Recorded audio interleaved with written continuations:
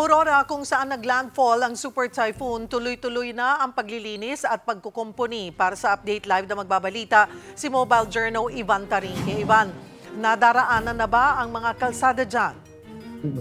Cheryl, sa kasalukuyan, nandito ako sa isang community, seafront community dito sa May Dipakulaw, Aurora, kung saan nga talaga makita nyo sa aking likuran yung epekto ng malalakas na alon na tumama dito nga sa Aurora. Kanina bago tayo makadaan dito dinaanan natin yung nasirang coastal community coastal road sa may sitio Ampir, no? Kanina nadaanan natin yan at nakita natin na yung tuloy-tuloy yung kanilang clearing operations, no? Nakita natin gumagamit na sila ng iba't ibang mga heavy machines para lang malinis, matanggal din yung mga debris na nakakalat doon sa may coastal road na iyan na so far kanina nakita natin pinadaanan na sa mga motorista. Ngayon, Cheryl, nandito tayo sa may isang coastal communities kung saan may papakita natin kung gaano kalakas at kung gaano kalaki yung itinama nung Super Typhoon Uwan na tumama dito. May kita natin dito.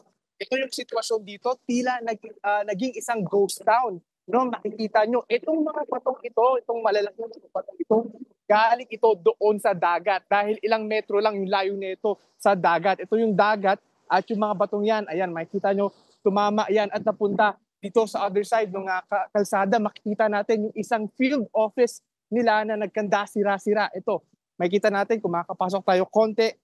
Ayan, makikita natin yung itsura sa loob. Medyo kitang yung epekto, no? Sira, puno ng buhangin at talagang wala ng kagamitan na mapapakinabangan sa mga oras na ito. Pero Cheryl, kasabay niyan, inanunsyo kanina ng Aurora government na balik na yung water activities, no? Na ibalik na rin yung kuryente at pwede na rin mag-siuwian uli yung ilang mga evacuees maliban na nga lang doon sa nawala ng bahay dahil sa bagyo.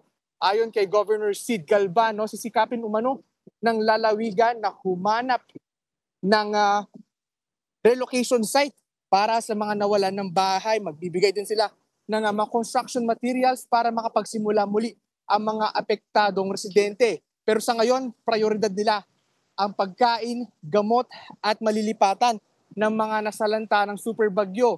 Sa ngayon, no, Cheryl, bumubuhos na rin yung ilang tulong, no, kabilang na nga isang Spanish national na nakausap natin kanina. Pakinggan natin.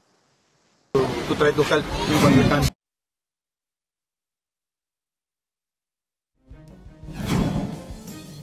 Cheryl, sa mga oras na ito, no, nadaanan na yung coastal road na nasira, no, kaya yung ilang mga naging isolated na lugar dito sa Aurora, yung Kasiguran, Dinalungan at Dilasag ay maaari nang madaanan, no? Maaari nang mapuntahan yan ng mga tutulong or ng mga sasakyan, no? Dahil kahapon nga, ayon nga kay GovSid, talagang target nila na ngayong araw mabuksan yung coastal road na ito para nga mahatiran na ng mga tulong yung mga residenteng apektado dito ng Super Typhoon Uwan. Cheryl?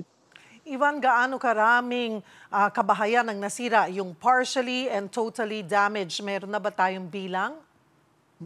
Cheryl, yung families na displaced, yung nakuha nating datos is around 9,000, no, yung individuals, no, ganun karami yung family na displaced dito. Kanina mga nakausap nga tayo na residente na nawalan ng bahay, no, yung talagang gumawa na lang sila ng paraan, kumuha sila ng isang tarpaulin at kinabit nila ito sa mga puno para maging pansamantalang silungan habang wala pang araw silang bahay na matutuluyan. Yung isa namang residente na nakausap natin na doon din nakatira sa may coastal community na iyan, parang 4 na pirasong damit yung natira niya, yun na lang nasalba niya dahil yung kahit na raw yung mga orokan niya, yung mga kagamitan niya sa bahay nasira. At first time daw nilang naranasan yung ganito kalakas na alon sa kanilang lugar. Cheryl?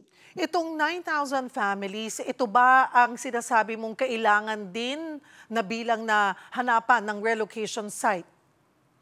Tama ka dyan, Cheryl. No? Karamihan kasi dun sa mga nasiraan ng bahay ay talagang nakatira doon sa mga coastal areas, no, na talagang hinampas ng malalakas na alon. Nakita nga natin actually yung ilang mga bahay doon at talagang description nga nila sa atin tila naging panggatong na lang daw yung kanilang mga dating bahay, no? Kaya ngayon namomroblema daw sila dahil wala daw sila currently na source of income dahil nga dati talagang naglalaba daw sila, tumutulong sila, nagluluto sila at pinagkakakitaan nila yung kanilang buhay doon sa may coastal community ngayon. Pero ngayon pahirapan daw dahil wala na nga daw silang bahay, wala pa raw silang matatakbuhan dito. Kaya naman umaasa sila doon sa local government, no, na bigyan sila ng tulong, bigyan sila ng assistance, lalo na daw sa tirahan, pagkain at yung sa trabaho. Cheryl?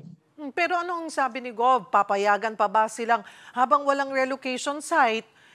First, papayag ba yung mga yan na magpa-relocate, no? Yung mga kababayan natin na naapektuhan.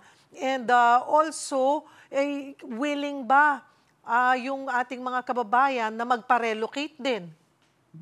Tama ka dan, Cheryl. No? Kanina, yung mga nakausap nating residente, no? Willing naman daw sila magpa-relocate. No? Pero so far daw kasi wala pa raw silang nakukuhang balita or news kung saan daw sila dadalhin or ililipat ng local government. Pero according nga kay GovSid kahapon, hinahanapan daw pa nila ng lugar kung saan pwede ilipat itong mga pamilya na willing magpa-relocate, no, mula doon sa mga coastal communities. Pero so far daw, yung mga ayaw daw na magpa-relocate, tutulungan naman daw nila bumangon, no, magbibigay daw sila ng mga pangmateryales, mga kahoy, mga pako, para lang daw maitayo ulit yung mga bahay na yon. Yung para yan doon, Cheryl, doon sa mga ayaw mag-relocate sa mga oras na to. Cheryl? Maraming salamat, Mobile Journal, Ivan Tarinque.